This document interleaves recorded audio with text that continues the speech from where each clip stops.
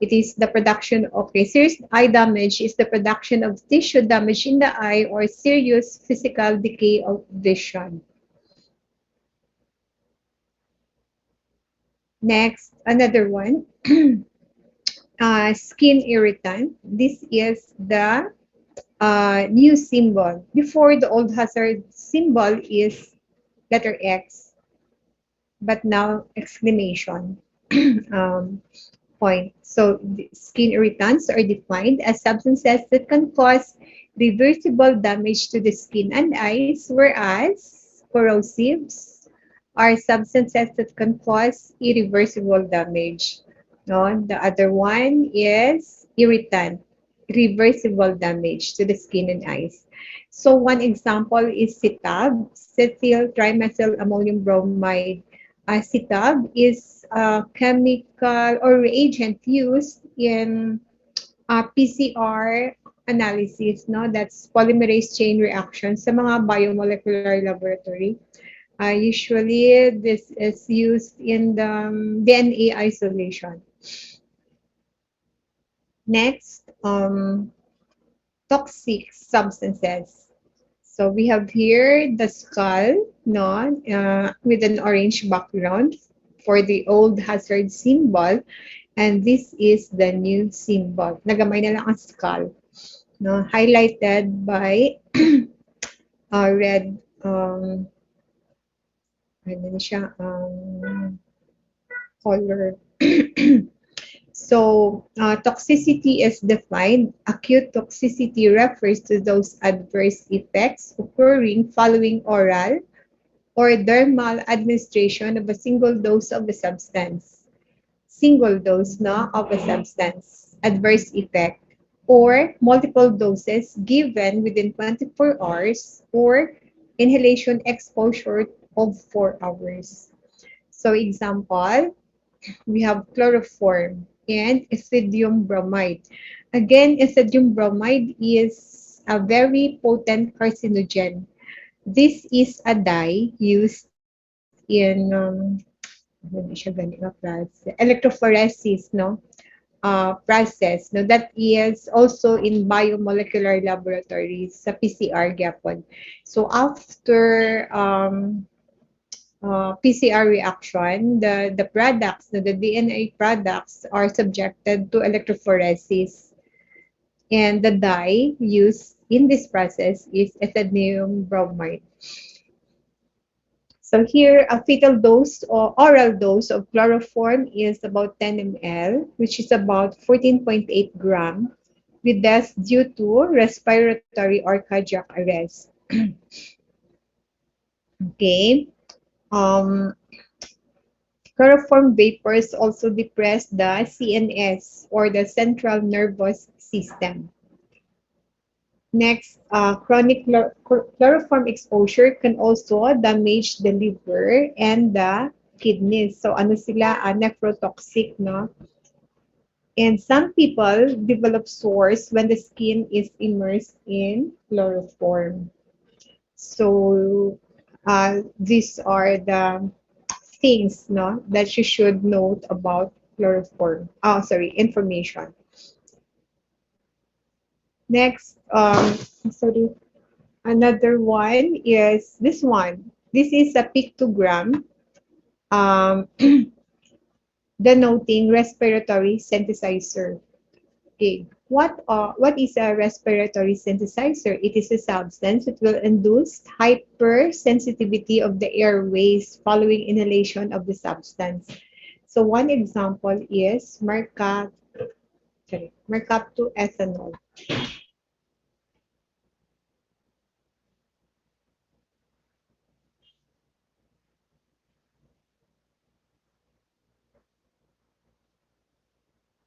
Next, okay. This is also the same pictogram, no, for germ cell mutagenicity. These are the chemicals that may cause mutations in the germ cells of the human. So examples are acrylamide. These are mutagenic.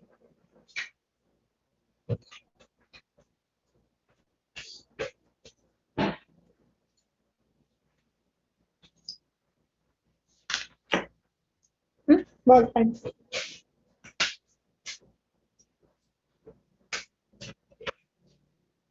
And these are also toxic for the reproduction system. So it is they can also be teratogenic, which is able or capable of damaging the fetus. Okay. Again, this is the substances, no, or the reagents in the gel electrophoresis, which I already discussed a while ago, for DNA analysis are also um, mutagenic or cancer causing. So, okay, okay. Reproductive toxicity, another one.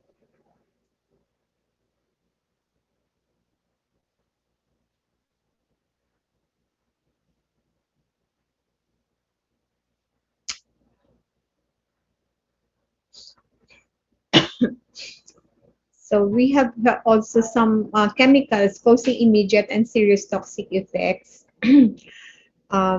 It is divided into two, A and B, very toxic for A, and sub B, toxic material. So these are the characteristics are these chemicals are potentially fatal, which can cause immediate and severe harm. So examples are arsenic, hydrogen cyanide, and chlorine gas. Okay. Um, Very small quantities may be harmful. Nakita ko blackness sa CSI investigation. Ang husband niya ng ano siya ng na-admit sa hospital. Then those 3 weeks na siya na in coma tapos may ano ang hairs nagkakataktak siya. Then after that, nag-suspect na ang doctor because wala man sa mga significant na findings in all other organs except that ha? Kata mo man ni? Ipa-inventory ka, no? Inventory ko dito ayun pag-abot ko sila kahit ba kulang na siya maubos na siya. Maubos na siya? Ano ko POW. Ito ako. Sino ba kwan? Ng Silan Kwan, sign for Kwan Ako ko, wala na. SDR. Tapos, nakikitugan. Sige.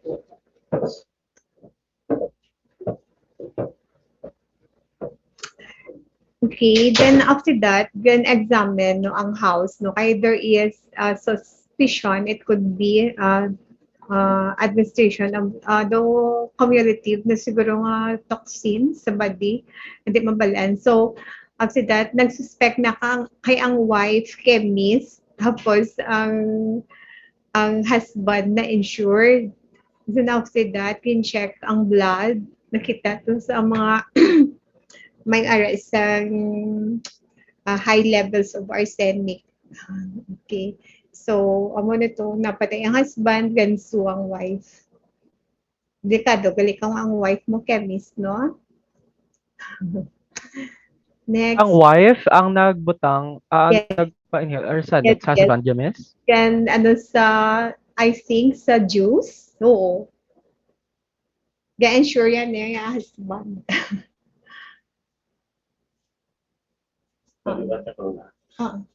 Hindi sa gisudod kasabot sa inyo. Sorry lang yung sabat sa mga staff ko dahil gan. Din na to. Okay. So, okay. Other chemicals are asbestos. This is now banned. Next, we have also silica, fiberglass, and coal dust. This can cause also toxic effects in the body. Next, we have here the last, hazardous to the aquatic environment. Okay, so this is the pictogram. Actually, this is new. Wala ni sa old, no? And whenever you see this in the posted no, sa chemicals or in the safety data sheet, it means that this can cause either acute or chronic aquatic toxicity, especially when drained no, sa septic tanks, no? And it can also contaminate the water system.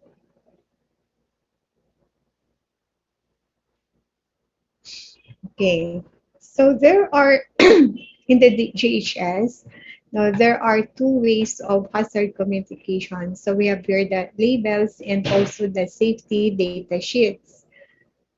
And the key label elements are product identifier, supplier identifier, kung di na siya no? Chemical identity, hazard pictograms, no, as what we have discussed, signal words, hazard statements, and precautionary information. So we have 1, 2, 3, 4, 5, 6, 7, no, the label elements. Okay, for the signal words, it states danger or warning.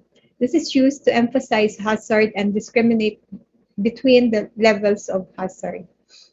You will see later examples. As for the hazard statement, this is a single harmonized hazard statement for each level of hazard within each hazard class. So example, for flammable liquids. So for category 1, the hazard statement is extremely flammable liquid and vapor. For category 2, no hazard category 2, the hazard statement is highly flammable liquid and vapor. Sometimes category na lang ang ginabutang nila sa label, no? And these are the statements. So 3, for category 3, we have flammable liquid and vapor, and if it is category 4, meaning it is a combustible liquid.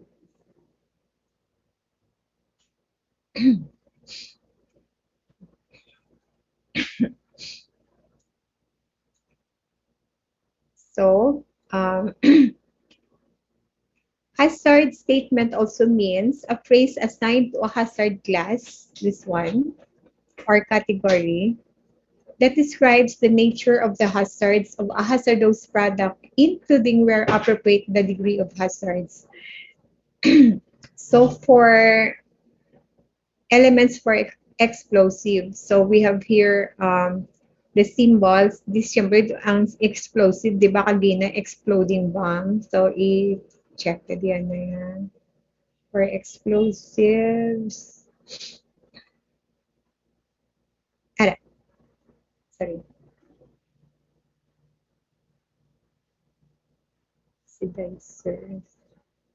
Ara, exploding bomb.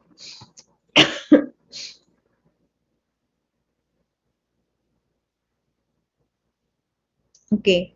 So since they're all explosive, so syempre ang simbolya are all exploding bomb. Okay. Next, signal word danger. And for until subdivision 1.3. Next, for division 1.4, warning na lang. And for 1.6, it's no, wala na sang signal word. Then the hazard statement for explosive. Can if there be mass explosion hazard, then for division 1.2, we have here a severe projection hazard. Then for 1.3 division, fire, blast, or projection hazard. Then for division 1.4, we have fire or projection hazard. Then for 1.5, may explode in fire. And for division 1.6, no hazard statement. So of all the divisions, division 1.6 is the least no hazardous.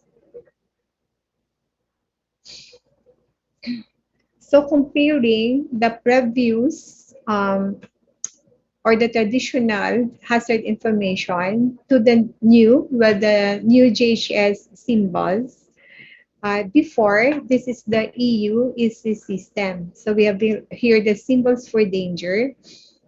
Okay, this is for flammable and toxic. Okay, now the new EU JHS system, because they are already adopting the globally harmonized system, these are the new hazard pictograms.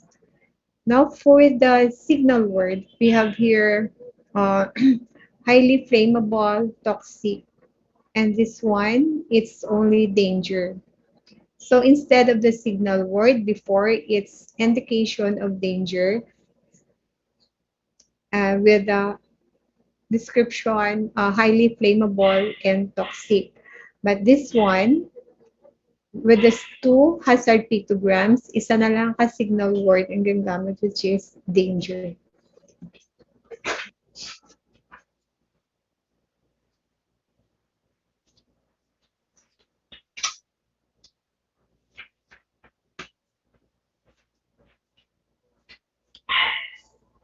Next, before the old system, instead of the hazard statement, it is risk phrases.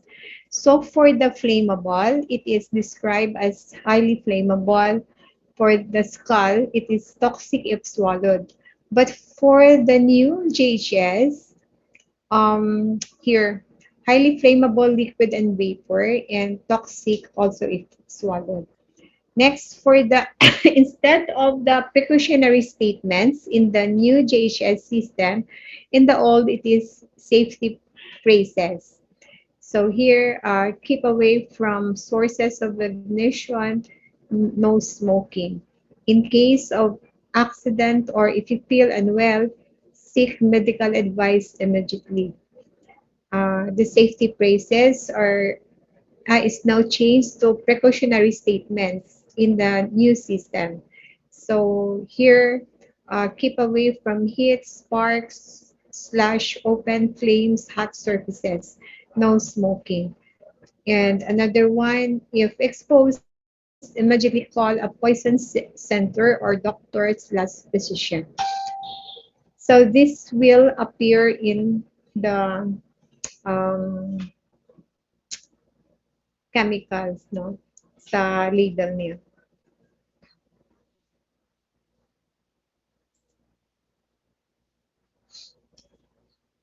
This one is the precautionary statement. It is a phrase that describes recommended measures that should be taken to minimize or prevent adverse effects resulting from exposure to a hazardous product or improper storage or handling of hazardous products.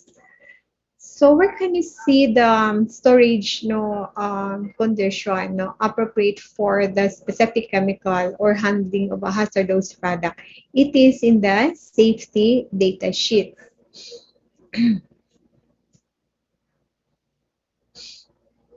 Okay, so here we have statements for physical hazards, no avoidance of ignition sources, keep away from fire, no smoking, or keep away from heat, and so forth. So muna yung mga examples sa precautionary statement in reference to physical hazards.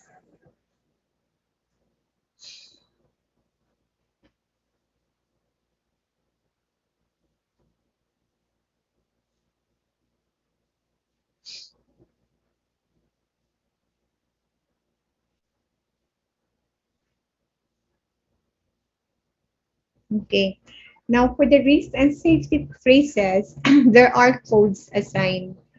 Now, we can also, I can also give you the different codes now and additional descriptions. Now, for, like, for example, R2-7-36-43. So it means R2 means extreme risk of explosion by shock, friction, fire, or other sources of ignition. Then R7 may cause fire. Next, R36, it's irritating to the eyes. And R43 may cause sensitization by skin contact.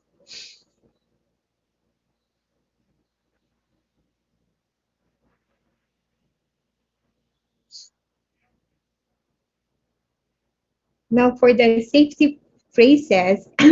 Now, these are some of the information. So, usually, ginabutang sila man sila legal, no? S3 slash 7 minus 14 minus, dash 36. Okay.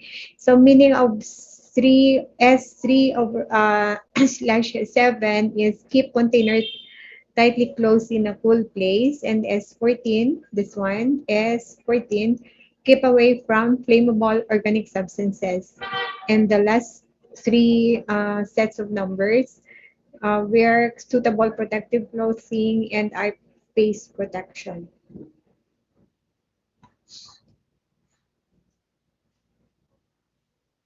Okay, so now let's go to the role of the SDS or the safety data sheets.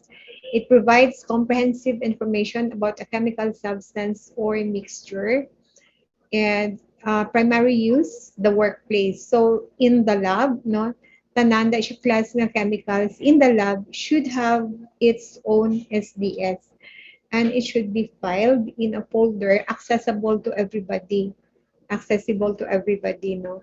So if ever you have a new method or an experiment, always uh, as part of the standard operating procedure, see to it that each chemical has been checked, no, in reference to the SDS. Kaya nanda ang safety, nanda ang how to deal in case of emergency. So it should be part of the standard operating procedures. Employers and workers use the SDS as a source of information about the hazards and to obtain advice or on safety precautions. Okay. So, ang implementation of the GHS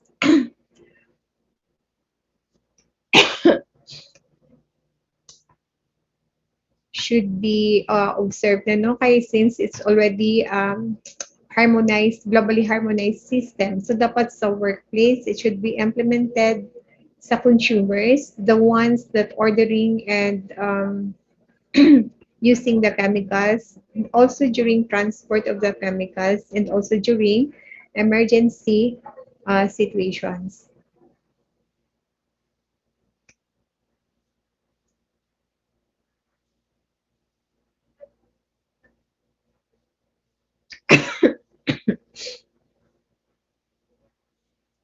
Okay, so, okay. For the JHS legal elements, we have again 1, 2, 3, 4, 5, 6. We have here the symbols and the pictograms, this one. And the signal words, it's either danger or warning, and also the hazard statement, and the precautionary information, the product identifier, ingredient disclosure, and the supplier identification.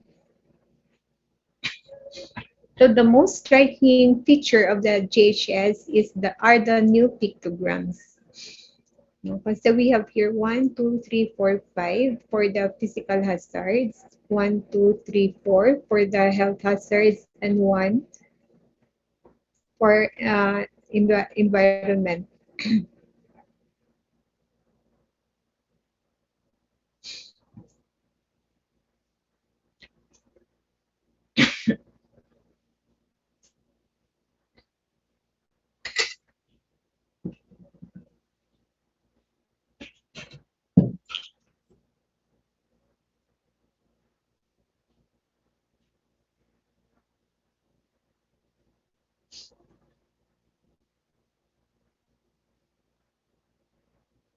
Dali lang yung class na.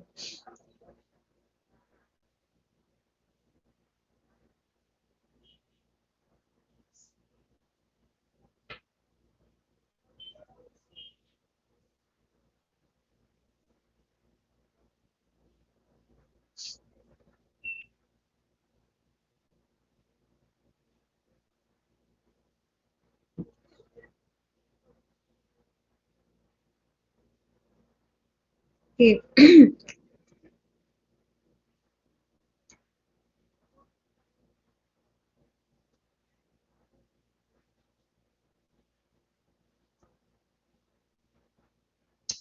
So we have here a comparison of the previous pictograms and the new one.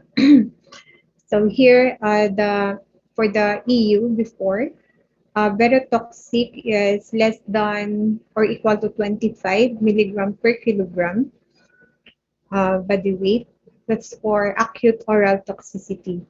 Next, toxic here ranges from greater than 25 to less than or equal to 200. And it's for harmful, we have greater than 200 to less than or equal to 2000. Next, for the non-hazardous chemicals, the oral dose is, sorry, sakit ang tutunan ko. We have here greater than 2,000 milligram per kilogram for the LD50. That's for now for the new JHS, we have here five categories. So for category 1, this is more conservative. No? Ang area, yung toxic, very toxic is less than or equal to 5 milligram per kilogram. For category 2 is greater than 5 to less than or equal to 50 and so forth. Next, for this category 1 and category 2 and 3, no, the pictograms or the skull, no, and the warning, the signal word is danger. And then for category 4, it's an exclamation mark, and the signal word is warning. And for the category 5, it's no pictogram, but there's only a warning and a signal word. Okay.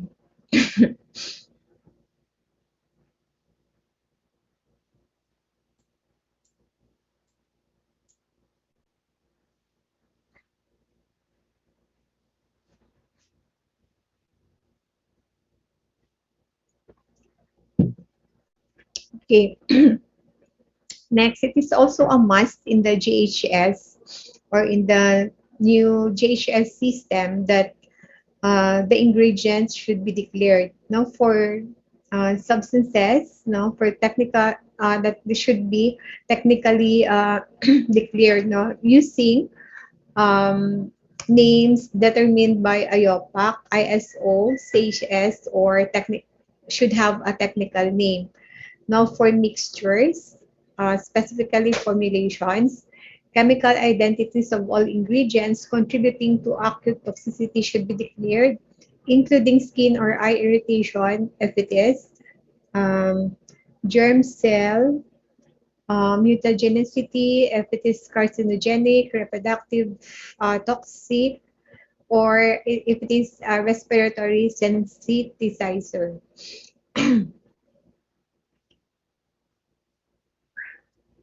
Okay.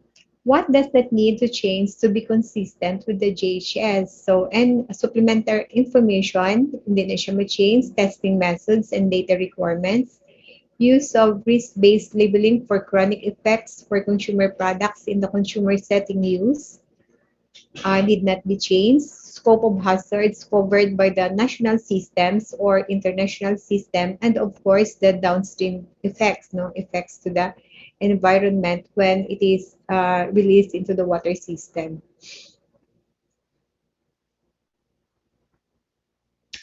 So in here, this is a table classifying, okay, this is a table um, for acute toxicity criteria. So we have here 5 categories, no, as mentioned in the earlier slides. Um, for oral dose, for acute toxicity, this is for category 1, we have 5, 250, 3, 300, and 4, 2000. For 5, anticipated oral dose with LD50 between 2,000 and 500 milligram per kilogram.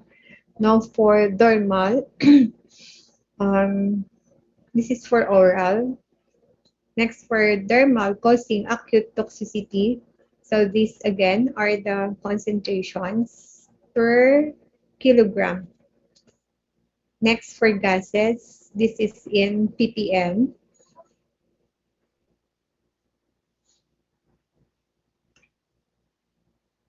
And for vapors in milligram per liter, so we have here also the concentrations, and for dust and mist. Okay.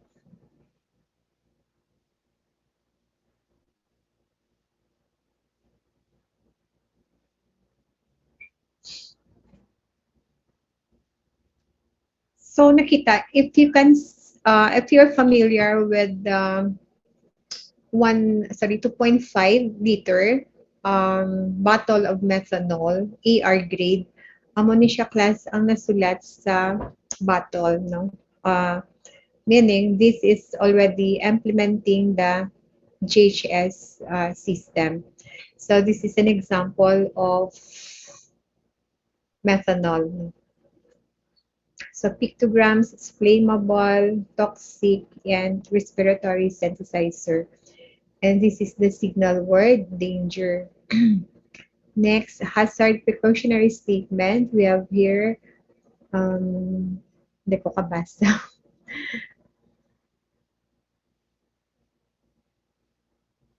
Call a poison center, something.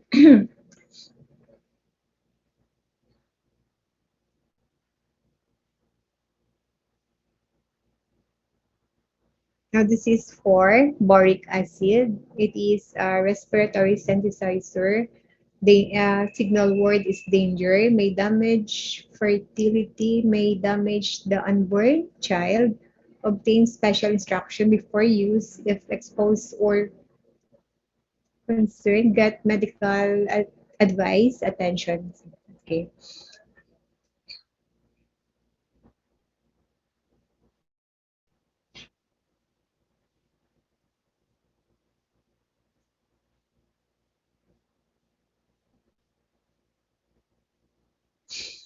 Okay, who is responsible for implementing the JHS? It is a non-mandatory recommendation, but it is now implemented globally.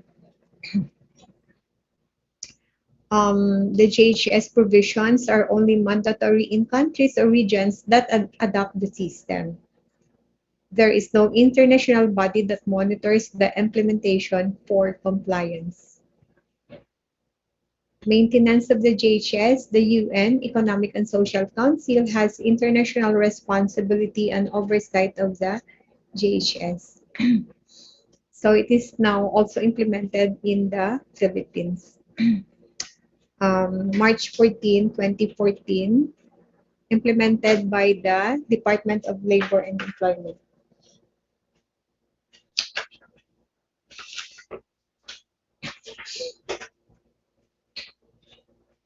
DNR also is now implementing the guidelines for the chemical control orders, especially in the substances on priority chemical list. Mga examples are potassium permanganate.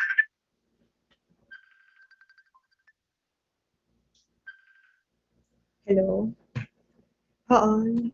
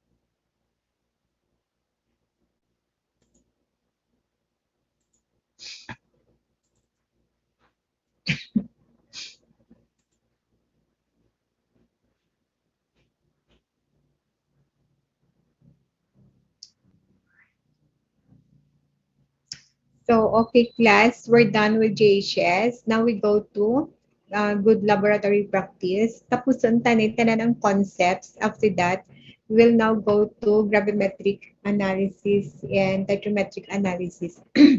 Tapos tanan ang concepts because you will be needing this also during your laboratory. So we have here good laboratory practice, quality assurance of analytical measurements. Okay, what is good laboratory practice or GLP? So take note that we have a lot of elements under the GLP. We have here here reagents, the quality of reagents and materials. No, so it is also a must that you must use the high grade no chemicals na specifically that you are in an analytical laboratory, di ba? Ina-expect na nga you will be generating quality results, quality assured results. Next, accountability. We will also discuss this later. Of course, applications of your statistical tools, no? um, especially sa results niyo. Ano ang meaning sina, no? If you have the results, no, ano na siya ang degree of accuracy, ano na siya, ano ang repeatability. So after GLP will be also, each of these elements will also be dissected. Next, instrumentation and method validation. So instrumentation pertains to the quality of the instruments in the lab, no, which entails also periodic calibration and verification. So what is the difference between verification and calibration? That also you will learn. Next, documentation and record keeping. So if you are an ISO laboratory, no, kung wala siya na document, ang that what needs to be documented, meaning wala na siya natabo. So you always have to do documentation and also proper record keeping to as evidence that you are doing it the right way. Next, quality assurance. What are the factors that could be considered, no, that you have generated a quality assured result, contestable, and maski di end, wala balasang may ano tawag sina, may mga debate sa imo na sala ang result mo. No? How will you prove it? Next, specimen also and sample tracking. So this is an example of traceability.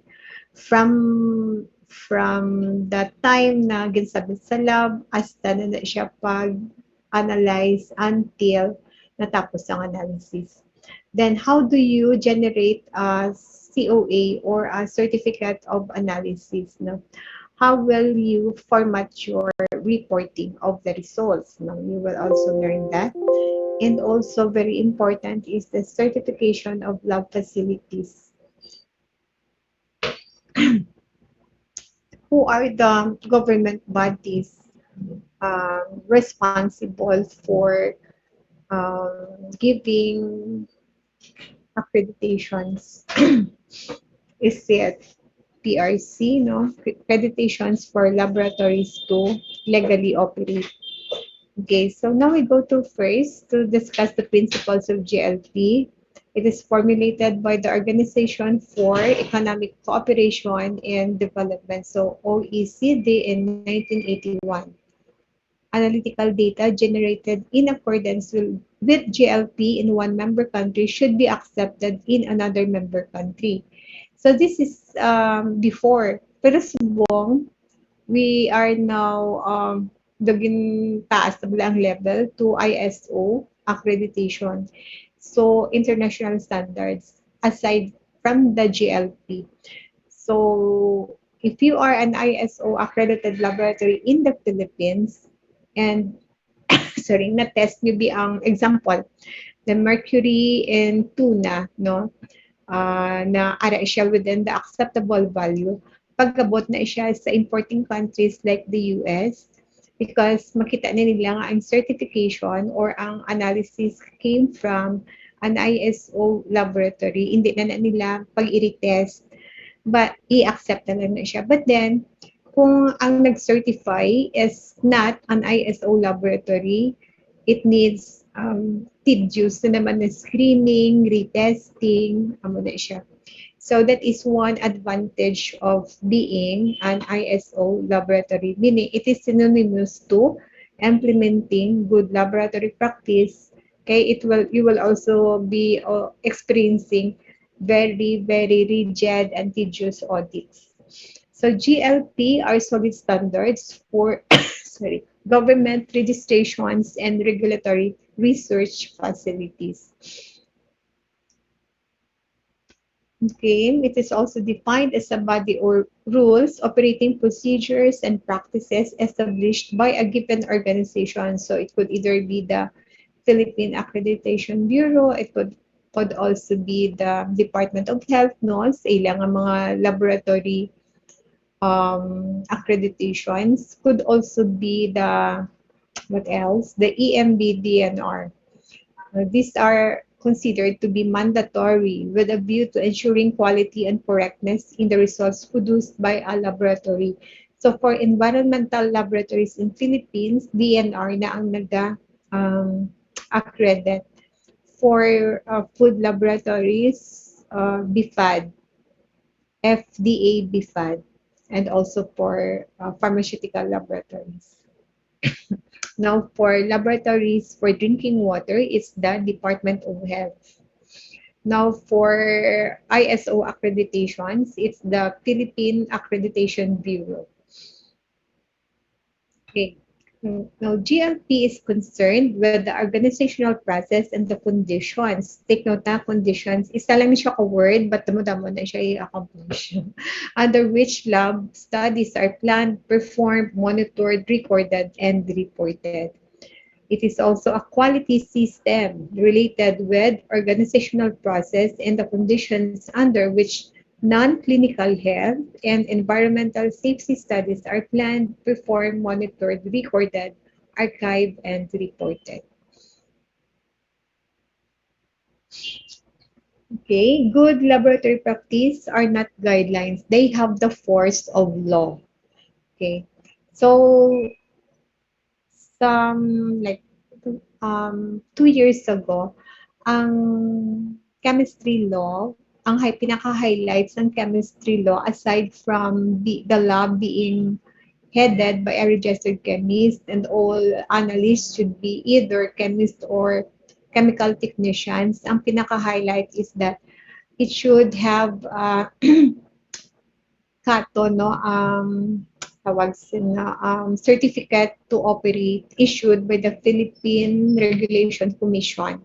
Tapos ang Board of Chemistry na ang nag-check, no, sa mga requirements if that lab adhered or um, nang ano sila na comply, no, with the requirements.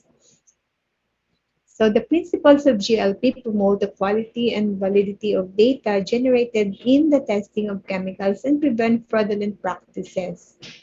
It is also a part of the quality assurance that ensures organizations consistently produce and control goods to a high quality standard. Now, in reference to laboratory, it's the quality of services. Good laboratory practice is not only concerned with production but also quality control. And you do with written standard operating procedures. So, meaning an SOP is also a requirement. Do what you say, you follow the standard operating procedures, be able to prove it with good record keeping. So documentation is a must, no? In the implementation of the GLP. So you do what you say, be able to prove it.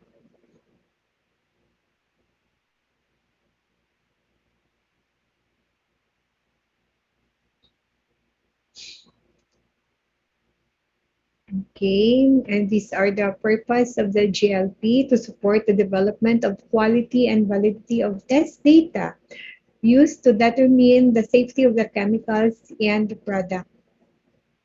Okay, it also places a high degree of reliance upon creating and following a predefined study plan. Make sure that the data submitted are a true reflection of the results that are obtained during the study or during the conduct of the test. Make sure that the data is traceable.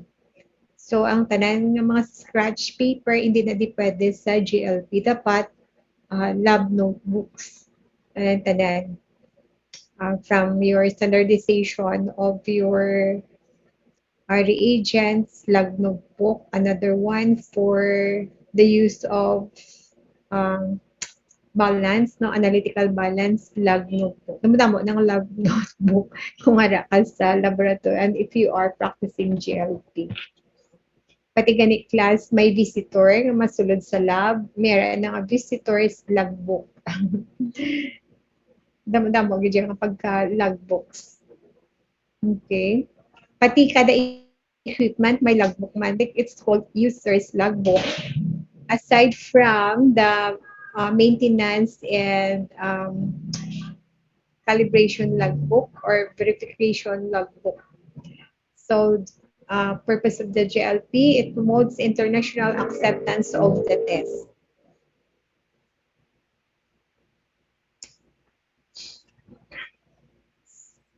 Okay, next one, GLP stresses the importance of the following main point: resources, specifically the support of the organization, the personnel, no, specifically in chemical laboratory.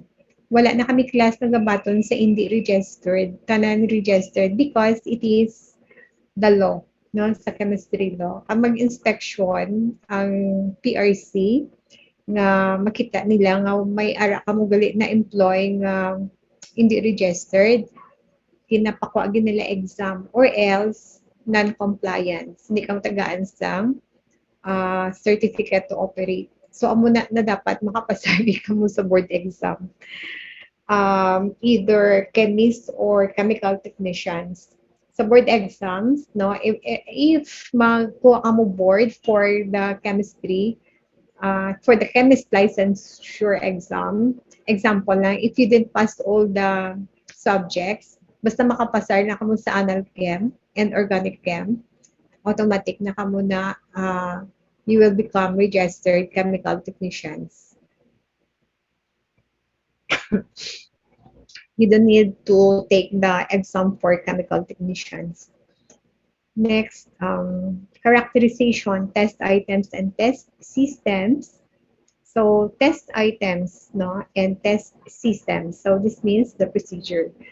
Rules, you should be governed, no, by standard operating procedures. And also the results, the raw data. Hindi siya pwedeng sa scratch paper ginabutang. There should be raw data sheets filed neatly and dapat mabasa. Next, final reports and also archives. Next, quality assurance. Aside from the internal quality audit, may aragad nga external performed by the independent monitoring research process or agency. Now we go to the SOP. No? It provides a detailed description of activities performed by the lab. So example, sample custody chain, sample handling. So pakitaon ta na lang kamo class sang amon nga SOP para may idea kamo ha. Wait lang. Dali lang gad.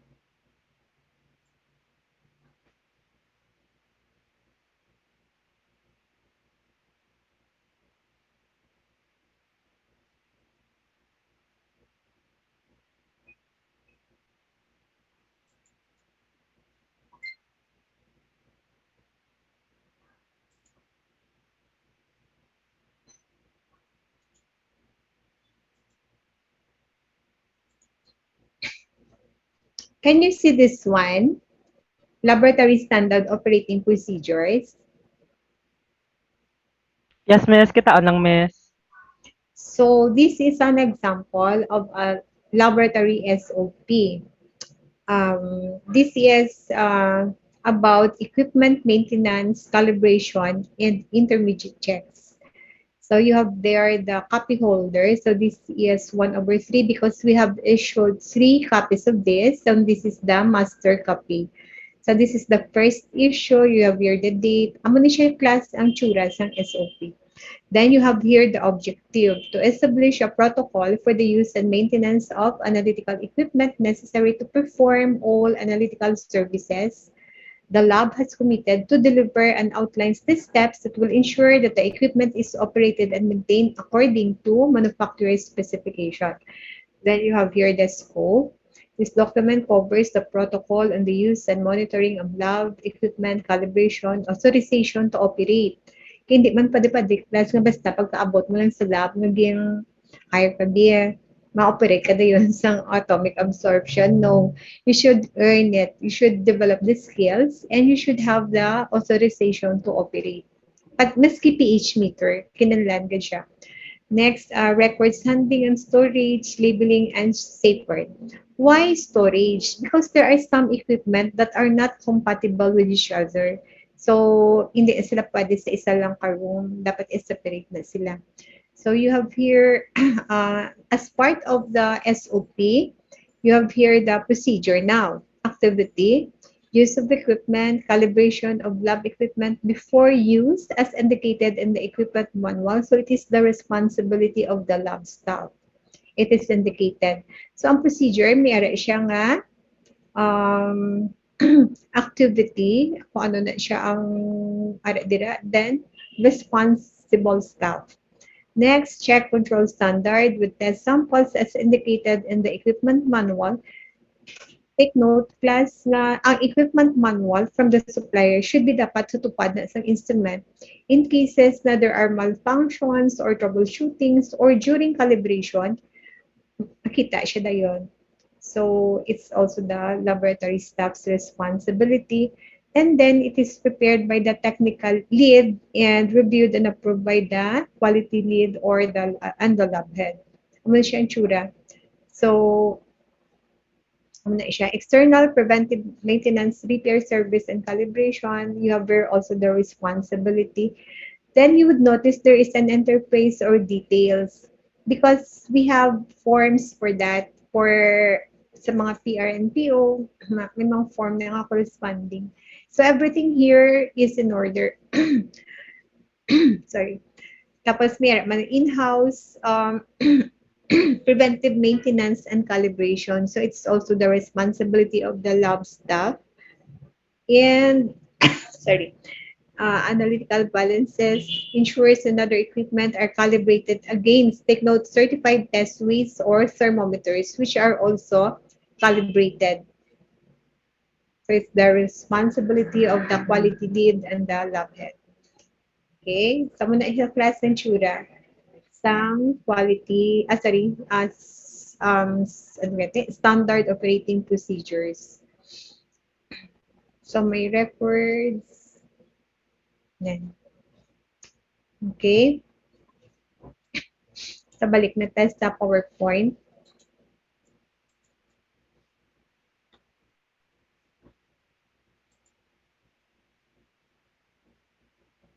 Okay. Examples of the SOP. You have an SOP in the sample custody chain, sample handling and preparation, analytical method, instrument maintenance, archiving, and it should be written by the personnel familiar with the procedure and then approved by the management team. It should be written in language that will be understood. So dapat simple lang yun siya para it can be understood by all staff. No? Okay.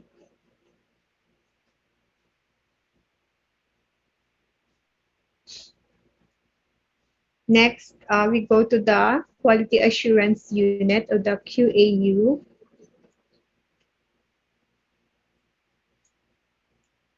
Now, the total quality system in the lab, no, muna siya ang tawag na LQMS, Laboratory Quality Management System. So part of that, under that is the quality assurance, and under the quality assurance is the quality control. Amo ni siya ang relationship.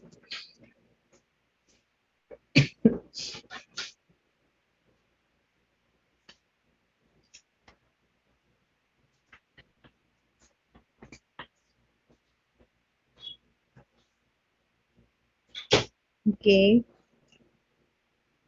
The QAU, independent from the lab and answers to the manager of the organization to which the lab is affiliated.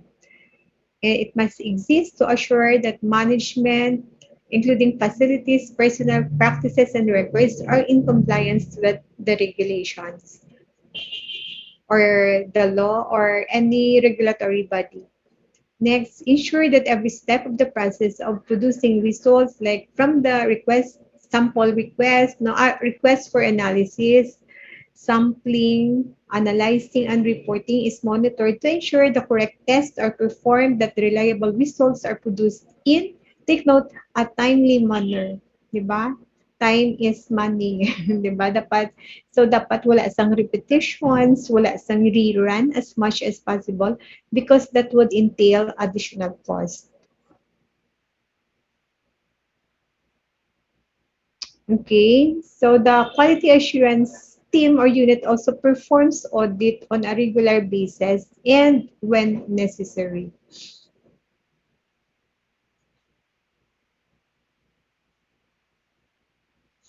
Now we go to method validation. It is a process of evaluating the method performance and demonstrating that it meets a particular requirement. It is internationally recognized that validation is necessary in analytical laboratories. And later, as we go further, you would also understand that method validation is also a tedious process because um, it is composed of several parameters like example lang ha, accuracy, precision, repeatability, robustness of the method, what else? Specificity, no? And I think it's eight parameters. So the use of validated method is important for an analytical lab to show its qualification and competency.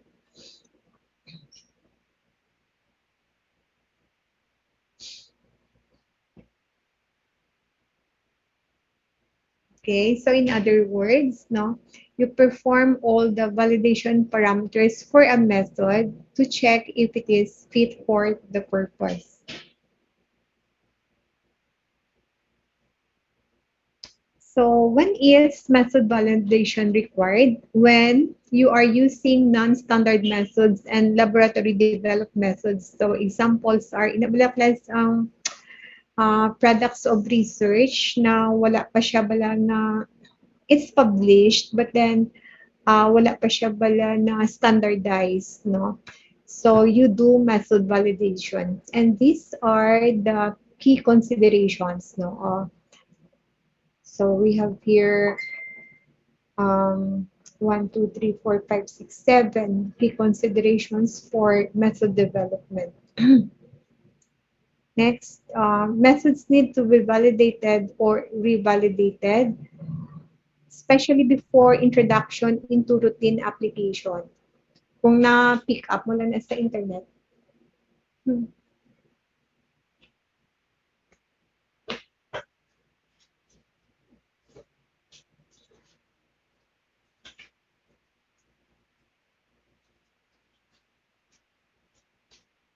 Wala na siya sa ano pa. Mag-on, hindi siya balik.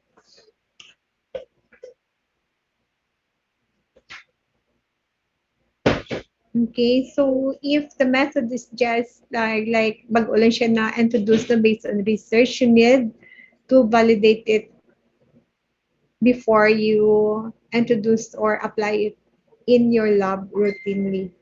Okay, whenever conditions change for which the method has been validated, for example, um, there is a new instrument. Kundi, example, meron ka be, ang method nyo is determination of ammonia using as visible spectrophotometer. Tapos naguba. Na-validate yun na siya using that equipment. Tapos meron naman bagong equipment na replacement. You again need to do method validation. Kaya nag-change naman ang instrument or showing a change in analysis.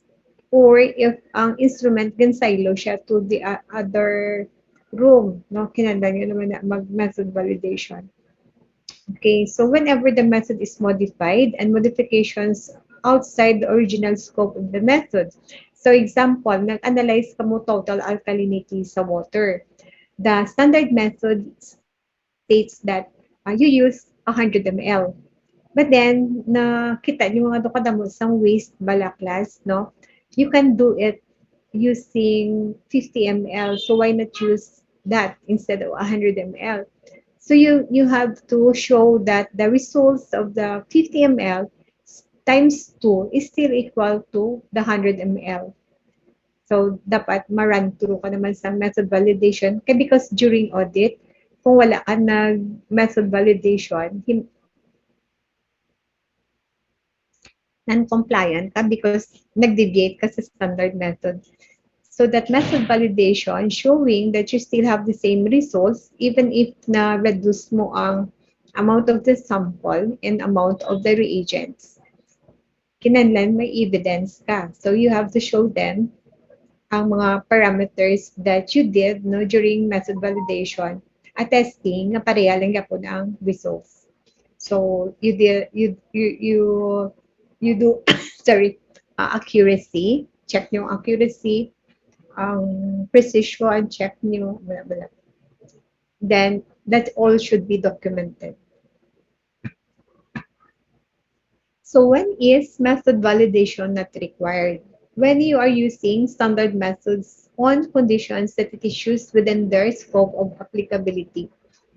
So, example, kung naggamit ka mo sa standard methods for the examination of water and wastewater, amo ni ang inyo na reference for the method, so hindi nyo kinahanglan mag-validate. If you're using standard methods for the examination of their products, hindi nyo na mag-validate.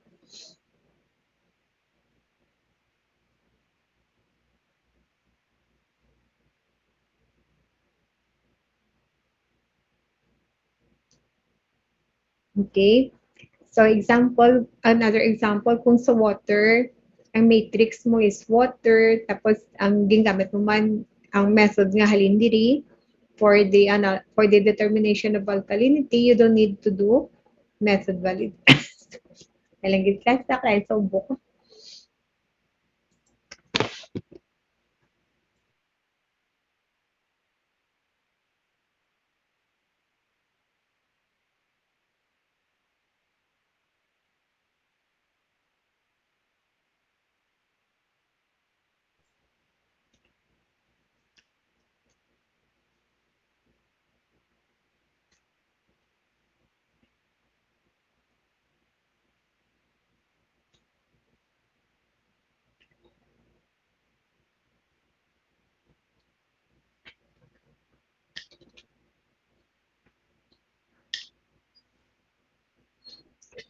So, okay.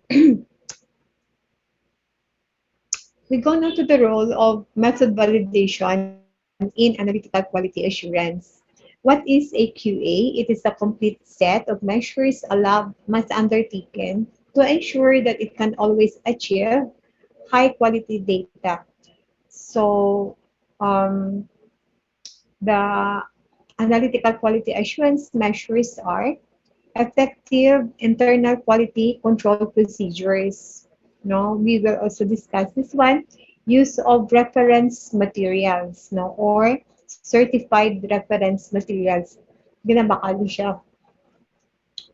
And also quality control charts. No, I will also teach you how to make quality control charts.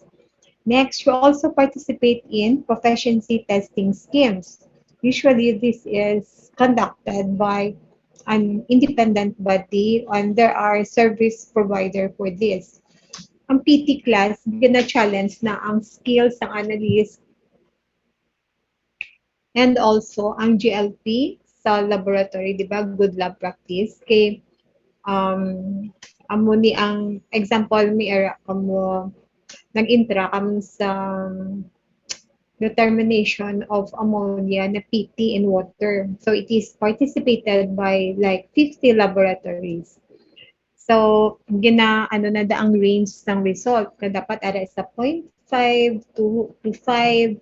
So, makita na da ang inyo na um, ability, no? Kung diin dampi, kung ara ka lapit ka mo sa mean or the lapit sa assigned value.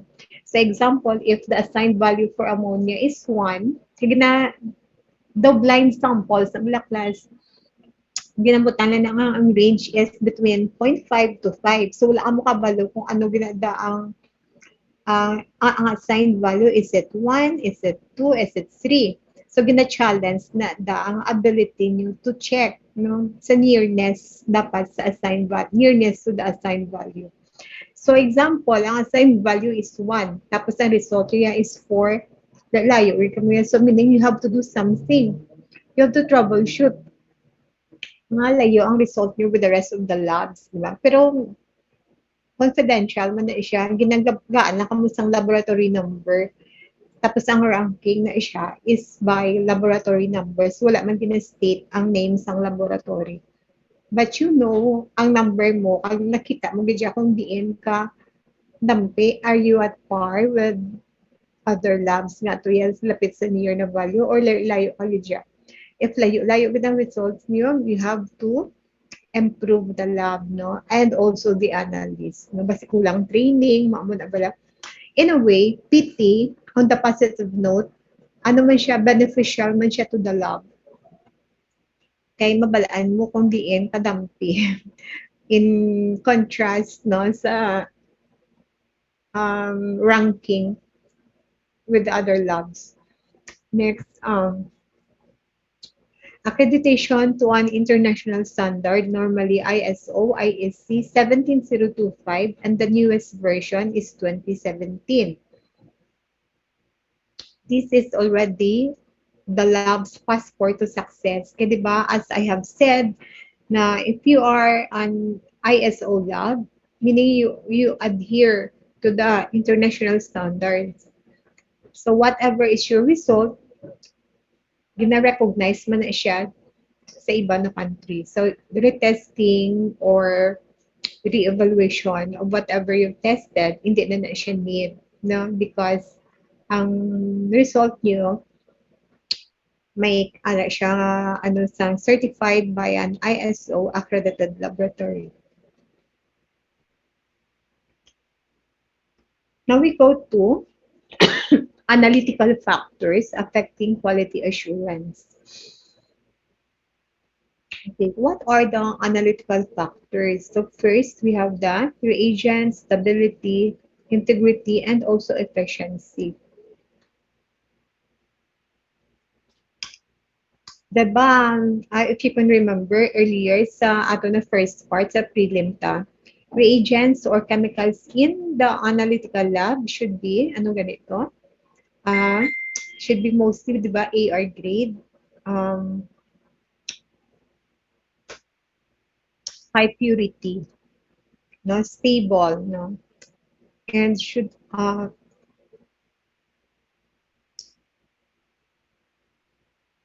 and also the use of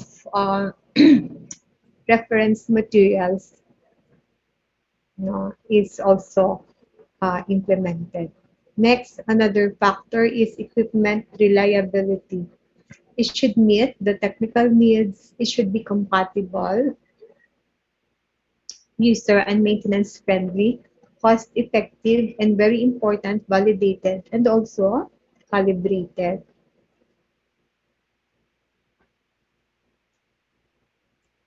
Sang ano bala class, sang kagapon, no? Ang CHED, yung pangitaan niya si Sir Radan sang calibrations of records of the equipment in the lab. It is also a requirement. Di ba, kung chemistry ang course, dapat ang equipment are reliable. Next, another one is specificity and sensitivity of the test method. Okay, so here, okay, so again, as we have discussed, no, this needs to be also, the method should be validated, expertise of the analyst should also be, or competence should also be determined. And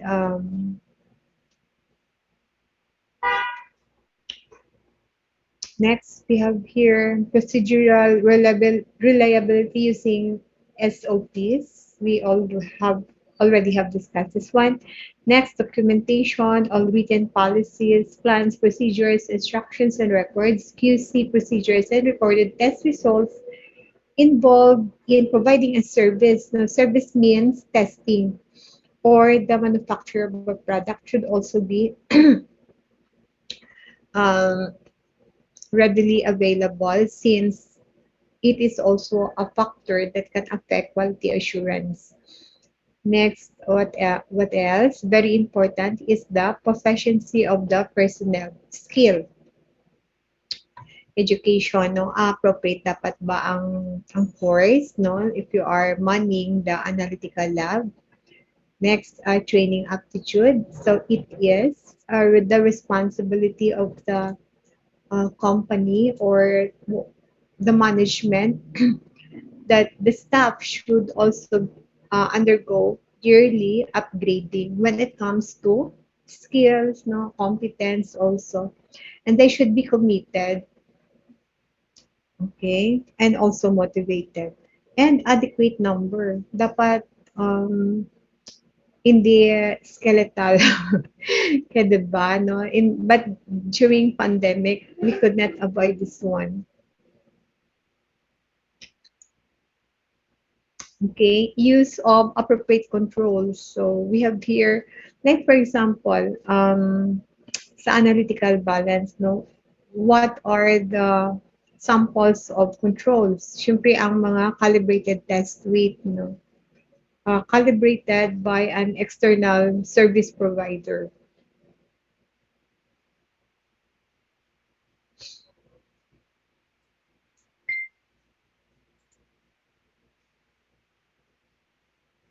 Okay. Next, validating a method is investigating whether the analytical purpose of the method is achieved, which is obtaining analytical results with an acceptable uncertainty level. So,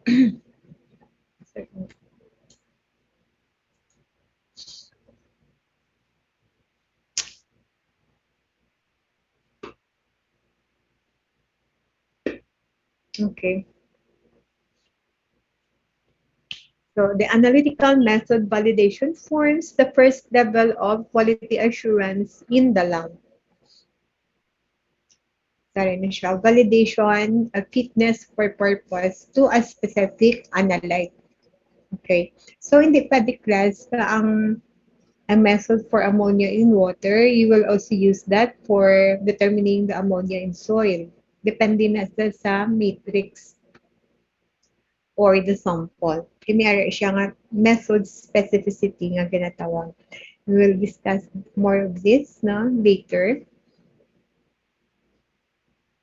And also know the concentration range the method is applicable.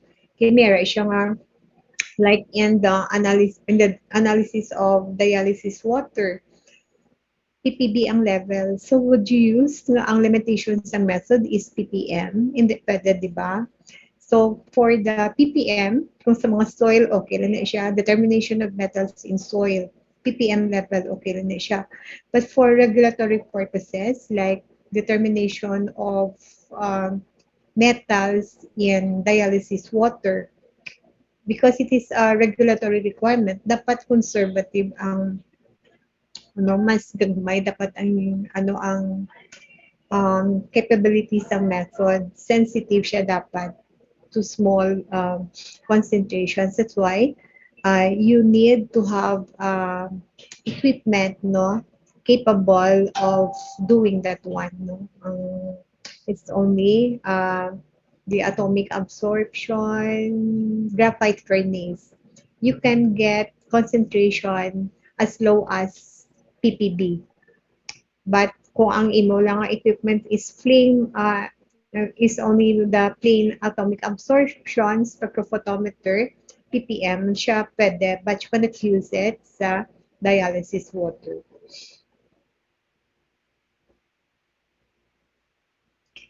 Okay? No rest na.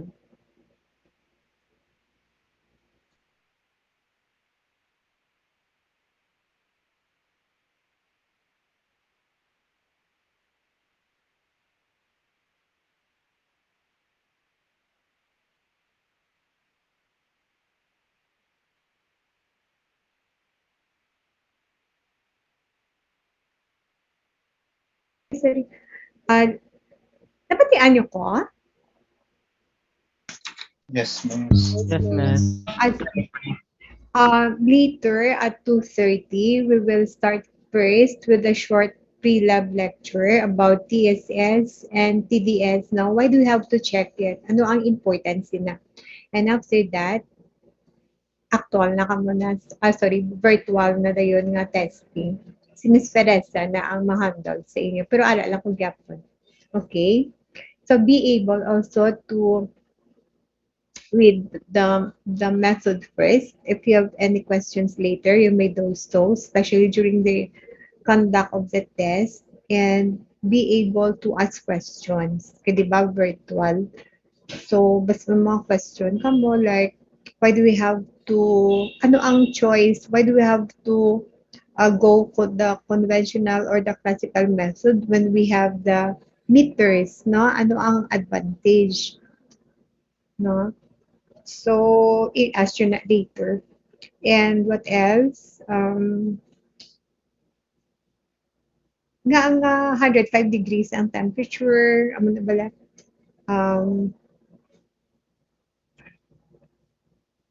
What are the other alternative methods aside from the methods that you will be using later? So also, as also about the calibrations ng balance, it's very important because you will be doing an example of gravimetric analysis. So, ang pinagda ka dapat na accurate ang balance, no? And also the oven temperature. So how will you be assured that the oven temperature is really the setting, the temperature setting, amo mo na ang sasulod, amo na sang oven. If the display is like, for example, 105 or 110, amo gid na siya bala ang sasulod sa oven. How sure are you nga amo gid na siya? I-ask nyo karon si Miss Pereza and Reggie, and also sa calibration sa balance. Okay? So, have lunch first, and I will see you at 2:30. Okay, miss. Thank you. Thank you, Miss. Thank you, miss. Welcome.